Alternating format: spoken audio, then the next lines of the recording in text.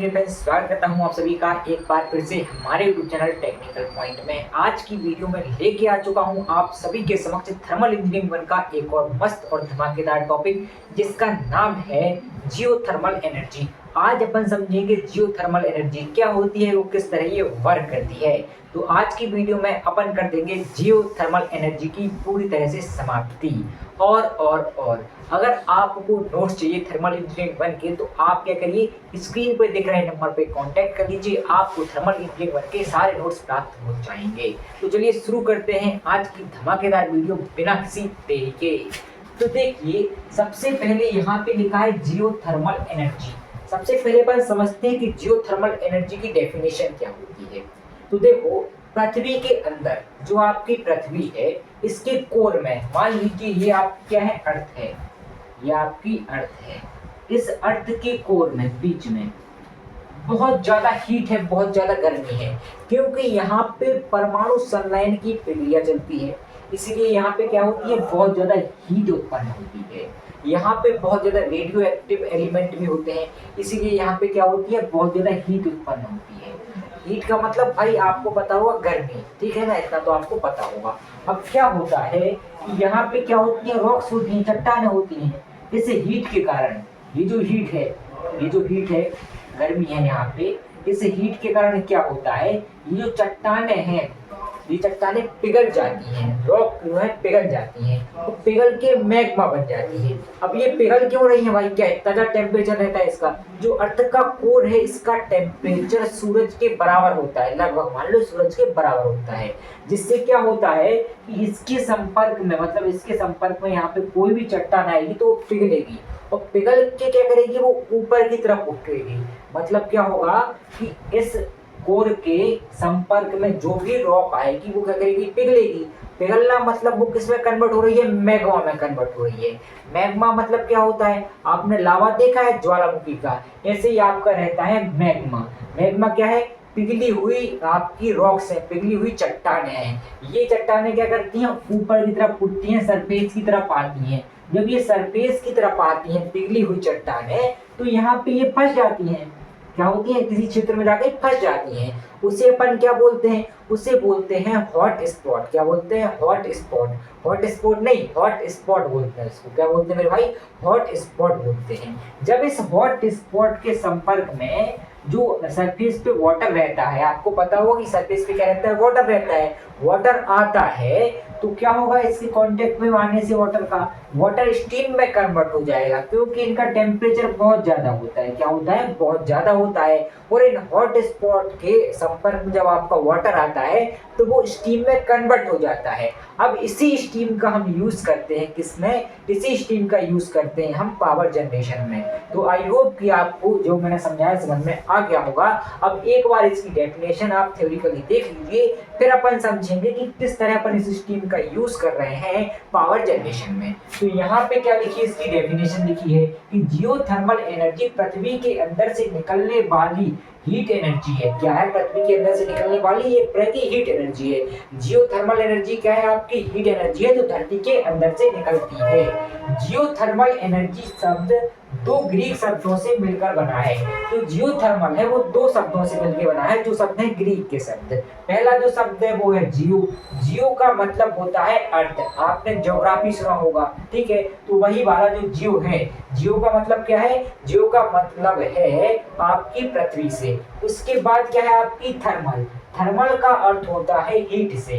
तो यहाँ पे लिखा है कि जियो का अर्थ है पृथ्वी और थर्मल का अर्थ है हीट। यह एक रिन्यूएबल एनर्जी सोर्स है। अब रिन्यूएबल एनर्जी सोर्स क्यों है ये, क्योंकि हमें पता है कि जो प्रकृति में अनलिमिटेड रूप से एनर्जी उपलब्ध है, उसको अपन क्या बोलते हैं, उसे ही अपन बोलते हैं रिन्यूएबल एनर्जी सोर्स। अब जब तक आपकी पृथ्वी रहेगी, जब तक इसका कोर गर्म रहेगा, तब तक आपको ये हीट एनर्जी प्राप्त होती रहेगी। इसलिए अपन इसको क्या बोलते हैं, रिन्यूएबल एनर्जी सोर्स बोलते हैं। ठीक है, इतना आपको क्लियर होगा।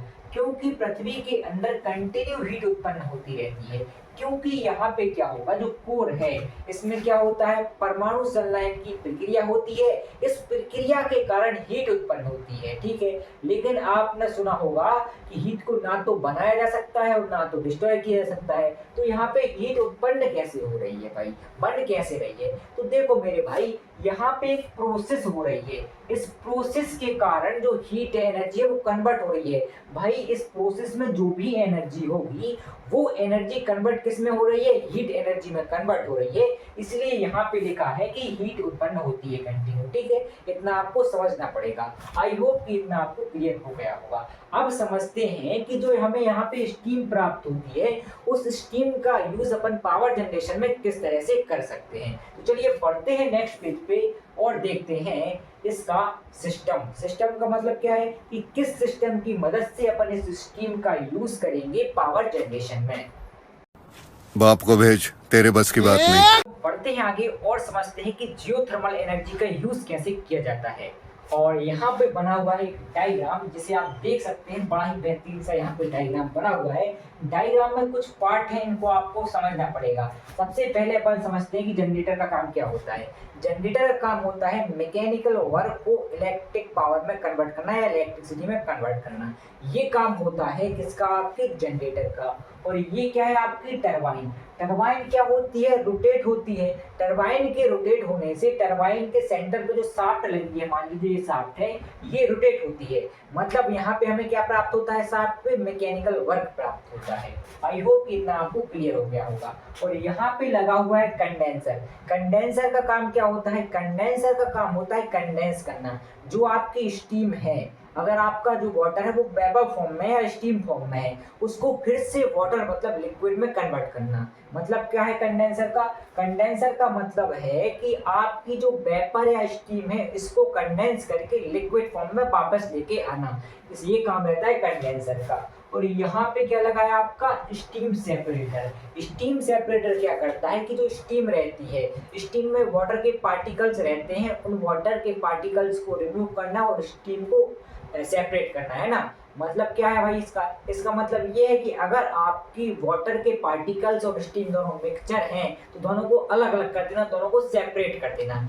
ये काम होता है स्टीम सेपरेटर का। और यहाँ पे रिजर्वायर है। ये रिजर्वायर का मतलब क्या है, रिजर्वायर का मतलब है कोई भी स्रोत जहाँ पे वाटर भरा हो या कोई भी चीज भरी हो, है ना। अब होता क्या है, यहाँ पे आपका मैग्मा रहता है, जैसा कि मैंने बताया था। ये क्या है, मान लीजिए आपका हॉट स्पॉट है, मैग्मा है, और ये आपका यहाँ पे वाटर भरा हुआ है, मतलब रिजर्वायर है। तो क्या होगा, जब ये रिजर्वायर मतलब रिजर्वायर का जो वाटर है, जो पानी है, वो कांटेक्ट में आएगा मैग्मा के हॉट स्पॉट के, तब क्या होगा, तब जो पानी है वो स्टीम में कन्वर्ट हो जाएगा हीट के कारण, क्योंकि जो मैग्मा रहता है बहुत ज्यादा गर्म रहता है।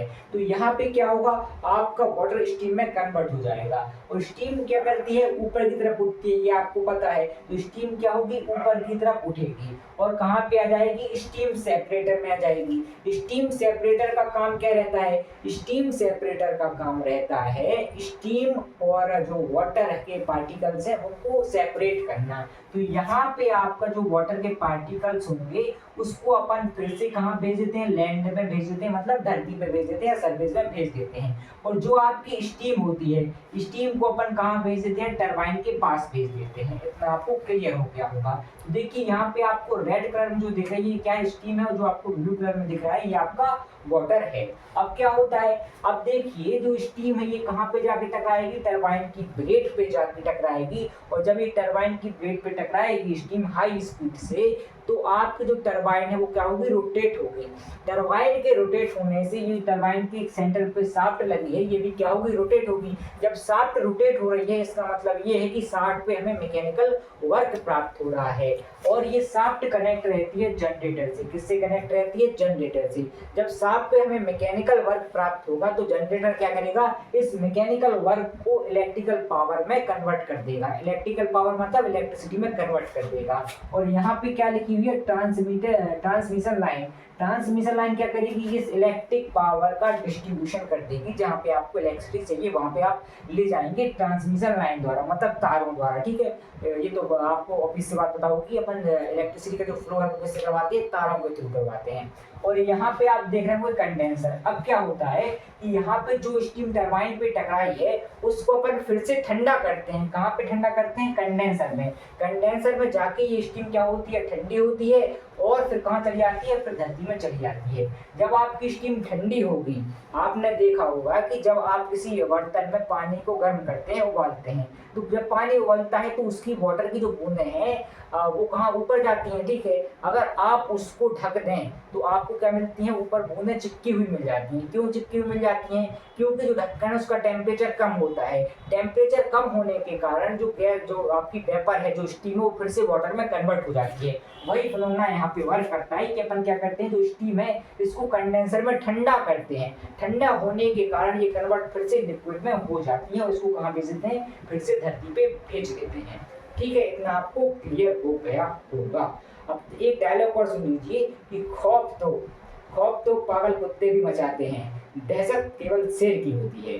तो आई होप कि आपको इसी के साथ सब कुछ क्लियर हो गया होगा। तो आज के लिए आपसे मांगता हूँ अलविदा, क्योंकि आज की वीडियो में अपन ने समझ लिया है थर्मल एनर्जी क्या होती है और किस तरह अपन इससे पावर प्राप्त करते हैं। तो तब तक के लिए थैंक्स फॉर वॉचिंग।